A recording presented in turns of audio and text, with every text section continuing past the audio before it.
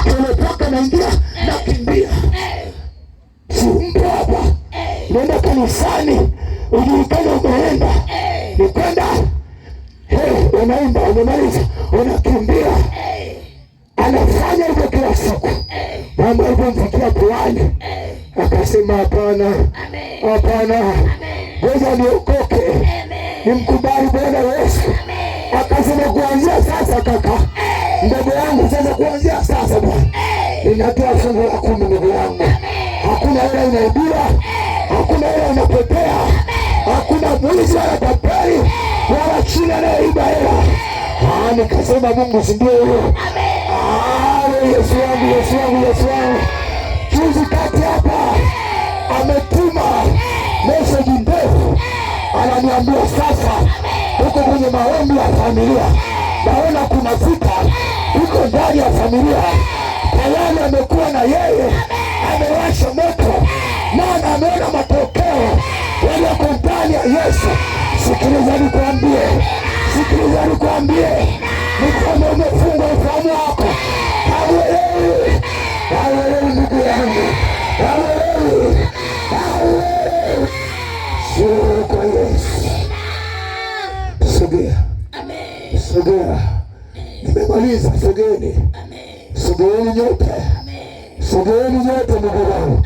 Nawapenda sana wanachunya, nawapenda mno. Sogeeni, usikimbie. Yesu bado ni mwema kwako, Yesu bado ni mwema kwako. Alipigwa kwa ajili ya makosa yako, alipigwa. Yesu alionewa, hakuwa na dhambi wala hakuwa na shida yoyote, lakini akasema ni mimi niende duniani nikamtafute Dorothea, nikamtafute Michael, nikamtafute Esther, nikamtafute aliyepotea. Yesu yuko chini ya leo, Yesu yuko chini ya leo. Wapo wachawi wamekutesa, umeonewa vya kutosha. Ulikuwa unasema taokoka, taokoka. Siku ya leo tunahitimisha mkutano wetu. Ujui kesho yako, maana hata aliyekufa leo hakujua kesho yako. Na Mungu ni mtaalamu, na mimi namfurahia. Endelea kusogea ninapozungumza, bado sogea mbele.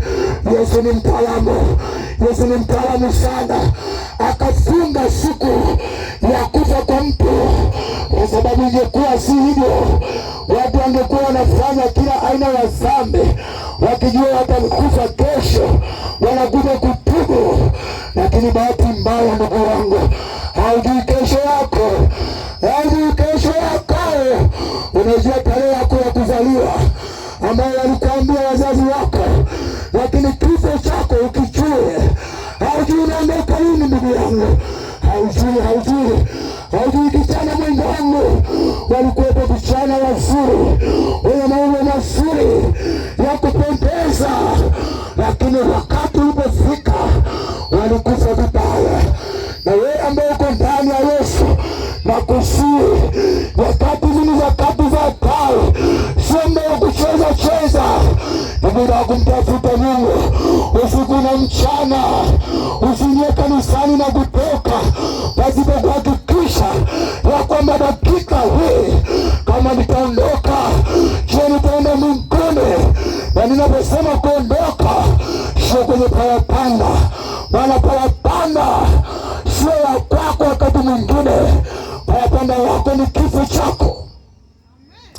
Sogea, sogea ndugu yangu.